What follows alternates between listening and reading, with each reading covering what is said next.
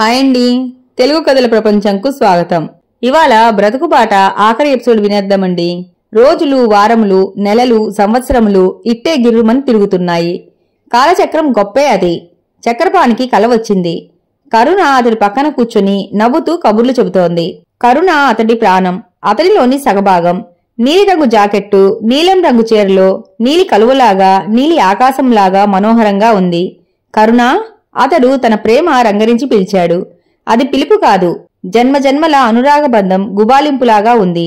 అతడు ఒళ్లంతా కళ్ళు చేసుకుని చూస్తున్నాడు. కళ్ళు ఆర్పితే ఆమె కరిగిపోతుందేమో, కదిలిపోతుందేమో అని.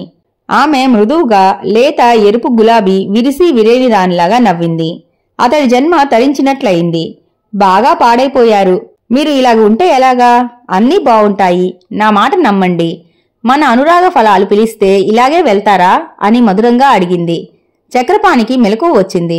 కాని తాను ఎక్కడ ఉన్నాడో అర్థమవలేదు. కాసేపు అది కలో నిజమో అర్థమవలేదు. అంతా మాయా అనుకున్నా కరుణ రూపం, మాటలు అంతా అనుభూతిని పంచుతున్నాయి, ప్రేమను పెంచుతున్నాయి. అతడు గడియారం వైపు చూశాడు. 4 గంటలైంది. తెల్లవారుజామున 4 అయింది. తెల్లవారుజామున వచ్చిన కలలు నిజమవుతాయట.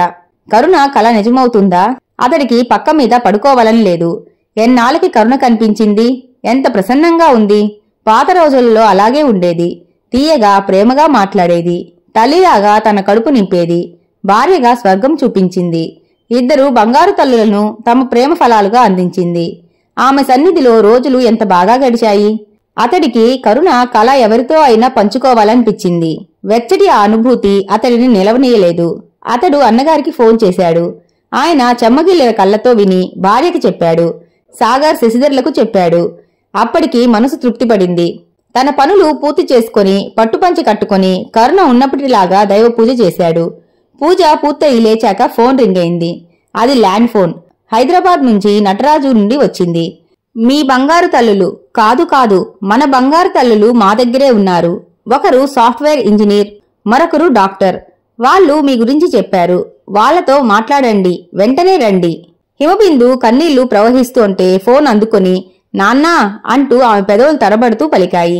అమ్మా, పెద్ద తల్లి, బంగారు తల్లి. అతడు కన్నీటితో పిలుస్తూ తడిసిపోతున్నాడు, తల్లడిల్లిపోతున్నాడు. నాన్నగారు, మమ్మల్ని క్షమించండి. మిమ్మల్ని చాలా బాధ పెట్టాం. హిమబిందు గొంతులో ఉద్వేగం. చెల్లికి ఫోన్ ఇచ్చింది. నిరుపమ నాన్నా నాన్నా అంటూ పిలుస్తూ కళ్ళు తుడుచుకుంటూ నిలబడింది.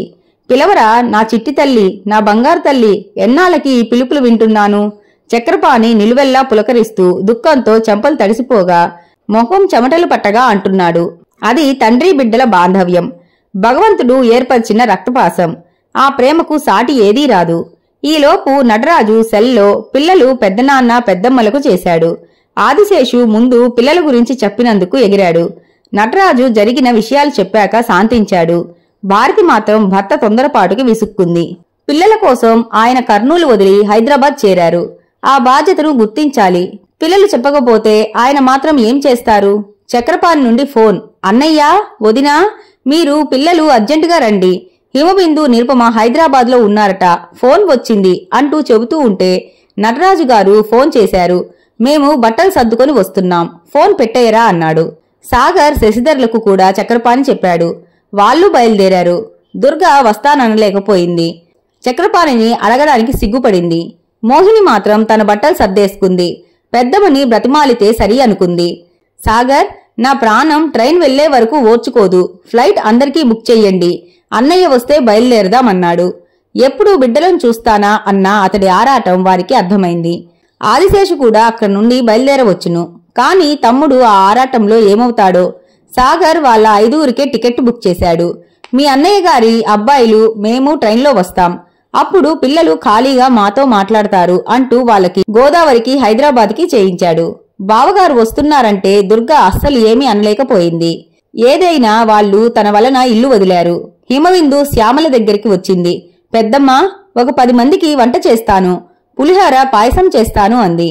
ఆ పిల్ల మొహం ఆనందంతో కలకలలాడుతోంది. శ్యామల ఆమె గడ్డం ఎత్తి పట్టుకుంది. మీ నాన్నగారికి ఇష్టమైనవి అన్నీ చెయ్యి, నేను సాయం చేస్తాను. ఇది నీ ఇల్లు, నన్ను ఏమీ అడగనవసరం లేదు అంది. కమలాఫలం పండు రంగు చీర, ఎరుపు డిజైనరీ జాకెట్తో హిమబిందు కలకలలాడుతోంది. ఆవిడ ఆమెను కూర్చోబెట్టి తలంటుకొన్న జుట్టు తుడిచింది. ఈ గొలుసుపై పగడాల నెక్లెస్ పెట్టుకో అంటూ తీసింది. హిమబిందుకి సింపుల్గా ఉండటం ఇష్టం. అసలు నగలన్నది ఆడపిల్లల కోసమే అని శ్యామల వాదన. నిరుపమ లేచి నేను స్నానం చేసి సాయం చేస్తానక్కా అంది. శ్యామల, చిన్న తల్లి, నువ్వు ఎల్లో బ్లూ డిజైన్ డ్రెస్ వేసుకో. ఇంకా రేపటి నుండి ప్రాక్టీస్ మొదలు పెడితే చీరలతోనే వెళ్తాను అంటావు అంది. మ్యాచింగ్ నగలు చెప్పింది. అమ్మా అంటానంటే పెద్దమ్మ అని పిలిచేలాగా అలవాటు చేశావు. మా బట్టలు, నగలు, అలంకరణ ఎంత హడావిడిలోనూ మర్చిపోవు గారంగా అంది నిరుపమ. ఈ రోజు రేపు క్యాటరింగ్ ఇద్దామంటే మీరు ఒప్పుకోలేదు ఆవిడ కినుకుగా అంది. నిరుపమ ఆవిడ మెడ చుట్టూ చేతులు వేసింది. చాలా ఏళ్లకి నాన్న, పెద్దనాన్నను, పెద్దమ్మను చూస్తున్నాం. మా ఇద్దరి చేతులతో స్వయంగా వండు పెట్టాలని ఆశ అంది. ఆవిడ ఆ చేతులు నిమిరింది. ఓకే, మేం అర్థం చేసుకున్నాం అన్నారు ఆవిడ ఆయన కలిసి. ఆయన నేను సాయం చేస్తాను అంటే నిరుపమ, శ్యామల నవ్వారు. ఆయన సాయం తెలిసినదే. ఆదిశేష్ నుండి మళ్లీ ఫోన్ రావడంతో నటరాజు మీరు వచ్చే వేళకి మేము ఎయిర్పోర్ట్కి వస్తామన్నారు. హిమబిందు పని హడావిడిలో ఉంది. ఆయన, నిరుపమ ఒక కారు, సారథి ఒక కారులో బయలుదేరారు. నటరాజుని ఆపి మళ్లీ లైట్ గా పులిహోర పెట్టింది హిమబిందు. చెల్లి, సారథి వద్దరడంతో కాఫీలందించింది. ఏమైనా పెద్ద తల్లికి నా నీరసం సంగతి తెలుసును. నువ్వూ ఉన్నావు ఎందుకు? ఆయన భార్యను పరిహాసమాడారు. సారథి కారు ఎక్కడానికి వెళ్తూ హిమబిందుకి దగ్గరగా వచ్చి బాధపడకండి, మా మామగారిని 4 కళ్లతో చూసి వస్తాను, సారీ తెస్తాను అన్నాడు. హిమబిందు లోపలికి వచ్చి మిగిలిన పని పూర్తి చేయసాగింది. మనసు మాత్రం తండ్రి చుట్టూ తిరుగుతోంది.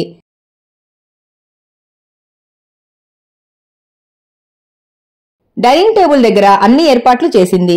కాఫీ కూడా కలిపి రెడీగా ఉంచింది. అప్పుడు మొహం కడుక్కొని తెమిలింది. ఎదురుగా కనిపించిన నిరుపమను చక్రపాణి గుండెలకు హత్తుకొన్నాడు. నా బంగారు తల్లి, చిన్న తల్లి అంటుంటే కంఠం కంపించింది. ఒళ్ళు గగురు పొడిచింది. నిరుపమ, పెద్దనాన్న, పెద్దమ్మ దగ్గరగా రండి అంటూ ముగ్గురిని చేతులతో చుట్టింది. కొంచెంసేపు అలాగే ఉన్నారు. కాస్త తేరుకొని నాన్న, మా పెద్ద నాన్నగారు నటరాజు గారు అంటూ ఆయన చెయ్యి పట్టుకొని తీసుకుని వచ్చింది. ఈయన పెద్దమ్మగారు లేకపోతే మేం లేము అని చెప్పింది. చక్రపాణి ఆయన పాదాలను కళ్ళకద్దుకున్నాడు. నటరాజు కంగారు పడి లేవదీశారు. ఈయన సారథి గారు, సాఫ్ట్వేర్ ఇంజనీర్, పెద్దనాన్న ఫ్రెండ్ గారి అబ్బాయి అంటూ సారథిని పరిచయం చేసింది. అందరూ మాట్లాడుకోసాగారు. అక్క ఏదమ్మా, నా పెద్ద తల్లి ఎక్కడా? ఆత్రంగా చక్రపాణి అడిగాడు. మీకు తన స్వహస్తాలతో భోజనం పెడుతుందిట అంటూ నవ్వింది. మోహిని బుంగమూతి పెట్టి చిన్నక్క, నేను నీ మోహినిని అంది. సారీరా బంగారు అంటూ ముద్దు పెట్టుకుంది. పెద్ద తల్లి చూస్తుంది పదండి అంటూ నటరాజు తొందర పెట్టారు. ఆదిశేషు ఆయన చెయ్యి పట్టుకుని కదిలారు. ఇంటి గేటు దగ్గర కుర్చీలో శ్యామల, పక్కన ఒళ్లంతా కళ్ళు చేసుకుని హిమబిందు ఉన్నారు. నటరాజు కారు ఆపమన్నాడు. చక్రపాణి దిగాడు. హిమబిందు పరుగున వచ్చి ఆయన్ని అల్లుకొని పోయింది. అందరి కళ్లలో నీళ్లు తిరిగాయి. ఆదిశేషు, భారతి వాళ్లను ఊరడించడానికి దగ్గరగా వెళ్లారు. నా బంగారు తల్లి, నా పెద్ద తల్లి, నీ మాట విని ఉంటే మనం బాగుండేవాళ్లం. ఎన్ని ఏళ్లకు చూశానురా అంటూ మొహంపై, తలపై ముద్దులు కురిపించాడు. ఆయన కళ్ళు వర్షిస్తున్నాయి. నాన్నగారు, మిమ్మల్ని చాలా బాధపెట్టాను. మమ్మల్ని క్షమించండి. మా జీవితాలు అమ్మ ఆశయం మేరకు, ఆదేశం మేరకు నిర్మించుకోవాలని ఈ సాహసం చేశాను. హిమబిందు ఆయన పాదాలపై వాలి చెప్పింది. ఈ తండ్రి దగ్గర ఉంటే ఇలాగ అయ్యేవారు కాదేమో. మీరే నన్ను క్షమించాలి అంటూ ఆయన ఆమెను లేవదీశాడు. అదొక అపూర్వ కలయిక. తండ్రి బిడ్డల రక్త సంబంధం, మమకారం, వెలుగు, అనుబంధాల అపురూప క్షణాలు. ఒక చేత్తో హిమబిందును, మరొక చేత్తో నిరుపమను పట్టుకొని శ్యామల దగ్గరికి వచ్చారు. మీరు చల్లని తల్లి. నా బిడ్డలకు మీ దంపతులు ఆశ్రయం ఇచ్చారు. పరోక్షంగా నాకు సంతాన భిక్ష పెట్టారు. ఎలా మీ రుణం తీర్చుకోగలను అన్నాడు కన్నీళ్లతో శ్యామల పాదాలపై పడి చక్రపాణి. శ్యామల ఆయన్ని లేవదీసింది. మీ పిల్లలే మమ్మల్ని తల్లిదండ్రుల్లాగా పెంచుకున్నారు. మీ పిల్లలే మమ్మల్ని తల్లిదండ్రుల్లాగా పెంచుతున్నారు. ఆడబిడ్డలంటే నాకు, ఆయనకి అంతులేని ప్రేమ. అది వీరి వలన తీరింది. లోపలికి పదండి అంది. నటరాజు వాళ్ళ ఇంట్లోకి రాగానే వంట మనిషి కావాలని పేపర్ ప్రకటన ఇచ్చాను. బసా, తిండి మా దగ్గరే అన్నాను. 5,000 ఇద్దామనుకున్నాను. ఈ పిల్ల చెల్లితో కర్నూలు వచ్చింది. ఎంత అడిగినా ఏమీ చెప్పలేదు. సవత తల్లి ఆకృత్యాలు భరించలేక ఇల్లు వదిలానంది. ఇంకా వివరాలు అడిగితే వెళ్లిపోతానంది. నా భార్యకి భయం. ఆడపిల్లలు, బయట రోజులేమో బాగుండలేదు. మీరు ఏమీ అడగవద్దు అంది అని చెప్పారు. హిమబిందు కాఫీలు కలిపితే నిరుపమ, సారథి తెచ్చి అందించారు. తండ్రికి హిమబిందే ఇచ్చింది. అందరూ భోజనానికి కూర్చుంటే హిమబిందు, పెద్దమ్మ భారతి వడ్డించారు. శ్యామల ఉంటానంటే హిమబిందు ఒప్పుకోలేదు. నీరసం మనిషిని దెబ్బలాడింది. నిరుపమ ఆవిడ కలుపుకుంటుంటే చెయ్యి చాపింది. ఆవిడ నవ్వుతూ ముద్ద నోట్లో పెట్టింది. పెద్ద డాక్టరు చిన్న పాపాయిలాగా పెద్దమ్మగారి దగ్గర ముద్దలు తింటుంది అంటూ సారథి వెక్కిరించాడు. అటు చూడండి అంది నిరుపమ. చక్రపాణి హిమబిందుకి ముద్దలు కలిపి తినిపిస్తున్నాడు. హిమబిందు ఆయనకి తినిపించింది. చూశారా, బయటి వాళ్ళకే డాక్టరు, ఇంజనీర్, వీళ్ళకి మాత్రం పిల్లలమే, తెలుసుకోండి అంటూ వెక్కిరించింది. అన్నీ నాకు ఇష్టమైనవి వండావా అమ్మా? చక్రపాణి అడిగాడు. శ్యామల నవ్వింది. భారతి గారు అంటూ పిలిస్తే మీకంటే చిన్నవాళ్లం అంటూ భారతి అభ్యంతరం చెప్పింది. పిల్లలు చదువులు పూర్తయ్యాయి, వీళ్ల కోసమని సంబంధాలు ఎదురు చూస్తున్నాయి. ఎన్నాళ్ళని ఆ మగపిల్లలు ఆగుతారు చెప్పండి? అందువలన మీ వివరాలు హిమబిందు నుండి రాబట్టి ఫోన్ చేశామంది శ్యామల.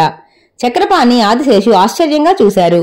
నటరాజు చెప్పాడు, ఈ అబ్బాయి సారథి, సాఫ్ట్వేర్ ఇంజనీర్. పెద్ద తల్లి కోసం నిరుపమ చదువయ్యే వరకు ఆగాడు. మరొక అతడు సాయంత్రం వస్తాడు, డాక్టర్ మురారి. నిరుపమలాగే ఎంఎస్ అయ్యి ప్రాక్టీస్ పెట్టాడు. మీరు అందరూ అంగీకరిస్తే ఎల్లుండి పెళ్లి చూపులు నామమాత్రం, తాంబూలాలు పుచ్చుకొని ముహూర్తాలు పెట్టుకుందామన్నాడు. చక్రపాణి వైపు చూస్తూ, నాన్నా, నా పెళ్లి శ్యామల పెద్దమ్మ చేతుల మీదుగా జరగాలి.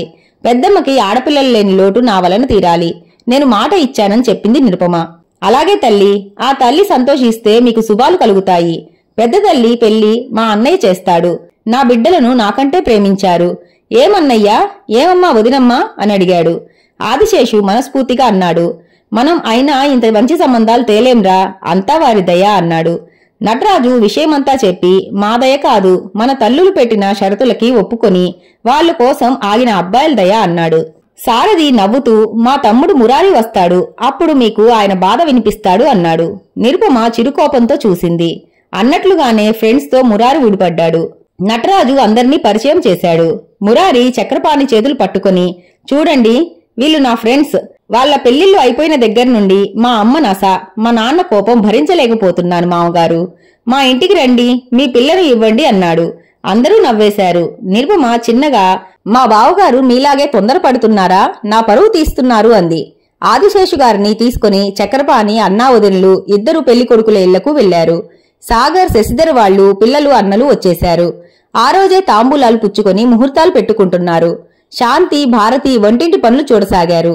శ్యామల పిల్లలను అలంకరించడంలో మునిగింది.